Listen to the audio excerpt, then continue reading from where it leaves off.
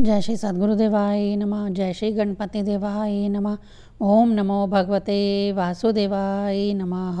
श्रीमद्भागवत महापुराण अष्टम स्कंद 20वां अध्याय। भगवान वामन जी का विराट रूप होकर दो ही पग से पृथ्वी और स्वर्ग को नाप लेना। श्री सुखदेव जी कहते हैं, राजन, जब कुल गुरु शुक्राचार्य ने इस प्रकार कहा तब आदर्श ग्रस्त राजा बलि ने एक क्षण चुप रहकर बड़ी विनय और सावधानी से शुक्राचार्य के प्रति यूं कहा।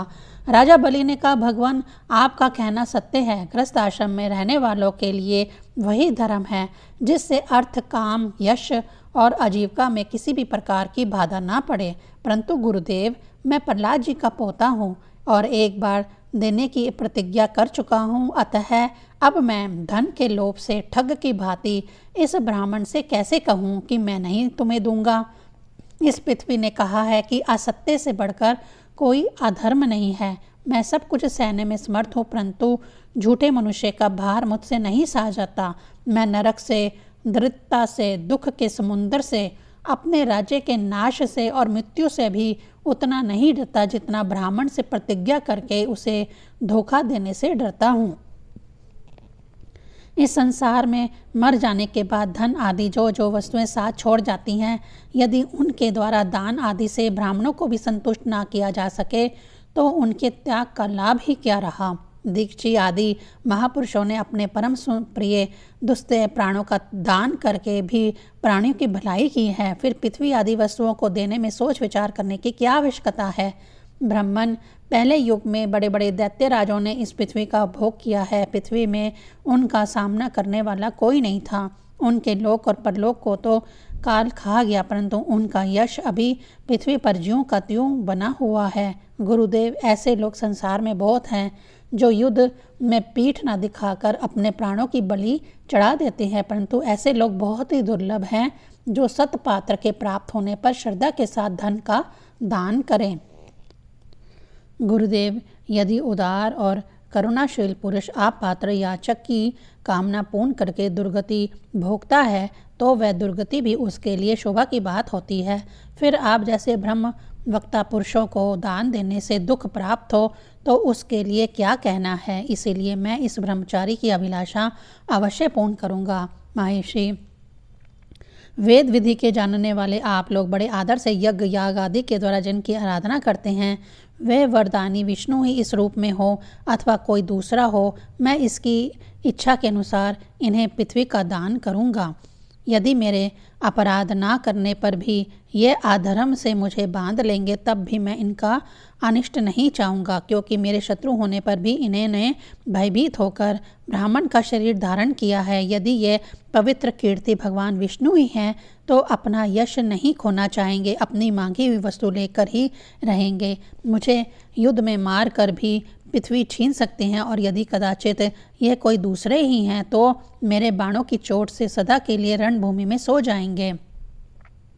श्री सुखदेव जी कहते हैं, जब शुक्राचार्य ने देखा कि मेरा यह शिष्य गुरु के प्रति अश्रद्धालु है तथा मेरी आज्ञा का उल्लंघन कर रहा है, तब देव की प्रेरणा से उन्होंने राजा बलि को शाप दे दिया। यद्यपि वे सत्य प्रतिज्ञ और उदार होने के कारण शाप के पात्र नहीं थे। शुक्राचार्य जी ने कहा, मूर्ख, तू है तो अज्ञानी, परंतु अपने को बहुत बड़ा पंडित मानता है। तू मेरी उपेक्षा करके गर्व कर रहा है। तूने मेरी आज्ञा का उल्लंघन किया है, इसलिए शीघ्र ही तू अपनी लक्ष्मी को खो बैठेगा। राजा बलि बड़े महात्मा थे। अपने गुरुदेव के शाप देने पर भी वह सत्य से नहीं डिगे। उन्होंने वामन भगवान की विधि पूर्वक पूजा करी और हाथ में जल लेकर 3 पग भूमि का संकल्प कर दिया। उसी समय राजा बलि की पत्नी विंध्यावली, जो मोतियों के गहनों से सुसज्जित थी, वहां आई। उसने अपने हाथों वामन भगवान के चरण पखारने के लिए जल से भरा सोने का कलश ला कर दिया। बलि ने स्वयं बड़े आनंद से उनके सुंदर सुंदर युगल चरणों को धोया और उनके चरणों का वह विश्व पावन जल अपने सिर पर चढ़ाया। उस समय आकाश में स्थित देवता, गंधर्व, विद्याधर, सिद्ध, चारण सभी लोग राजा बलि के इस अलौकिक कार्य तथा सरलता की प्रशंसा करते हुए बड़े आनंद से उनके ऊपर दिव्य पुष्पों की वर्षा करने लगे। एक साथ ही हजारों दुदुम्बियाँ बार बार बजने लगी। गंधर्व, किम पुरुष और किन्नर गान करने लगे। अहो धन्य है इन उदार शिरोमणि बलि ने ऐसा काम कर दिखाया जो दूसरों के लिए अत्यंत कठिन है। देखो तो सही, इन्होंने जानबूझकर अपने शत्रु को तीनों लोकों का दान कर दिया। इसी समय एक अद्भुत घटना घट गई। अनंत भगवान का वह त्रिगुणात्मक वामन रूप बढ़ने लगा। वह यहाँ तक बढ़ा कि पृथ्वी, आकाश, दिशाएं, स्वर्ग, पताल, समुंदर, पशु, पक्षी, मनुष्य, देवता और ऋषि सब के सब उसी में समा गए।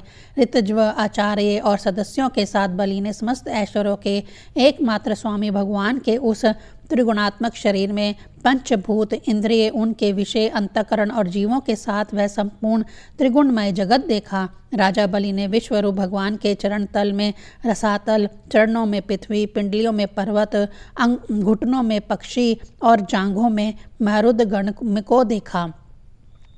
इसी प्रकार भगवान के वस्त्रों में संध्या, गुरु स्थानों में प्रजापति गण, जघन स्थल में अपने सहित समस्त असुर गण, नाभि में आकाश, कोख में सातों समुंदर और वक्षस्थल में नक्षत्र समूह देखे। उन लोगों को भगवान के हृदय में धर्म, स्तनों में मधुर और सत्य वचन, मन में चंद्रमा, वक्षस्थल पर हाथों में कमल लिए लक्ष्मी जी, कंठ में सामदेव वेद और संपूर्ण शब्द समूह उन्हें दिखे। बाहुओं में इंद्र आदि समस्त देवगण, कानों में दिशाएं, मस्तक में स्वर्ग, केशों में मेघमाला, नासिका में वायु, नेत्रों में सूर्य और मुख में अग्नि दिखाई पड़े।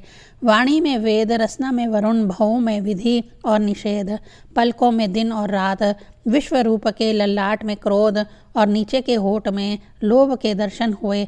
परीक्षित, उनके स्पर्श से काम, वीर्य में जल, पीठ में अधर्म, पद विन्यास में यज्ञ, छाया में मृत्यु, हंसी में माया और शरीर के रोमों में सब प्रकार की औषधियाँ थीं। उनकी नाड़ियों में नदियाँ, नखों में शिलाएं और बुद्धि में ब्रह्मा, देवता एवं ऋषिगण दिख पड़े।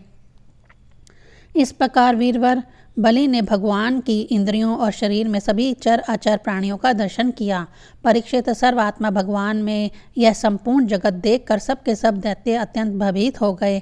इसी समय भगवान के पास असहाय तेज वाला सुदर्शन चक्र, गरजते हुए मेघ के समान भयंकर टंकार करने वाला षडांग धनुष, बादल की तरह गंभीर शब्द करने वाला पंचजन्य शंख, विष्णु भगवान की अत्यंत वेगवती कौमुदी की गदा, 100 चंद्राकार चिन्हों वाली ढाल और विद्याधर नाम की तलवार, अक्षय बाणों से भरे 2 तरकस तथा लोकपालों के सहित भगवान के सुनंद आदि पार्षदगण सेवा करने के लिए उपस्थित हो गए। उस समय भगवान की बड़ी शोभा हुई।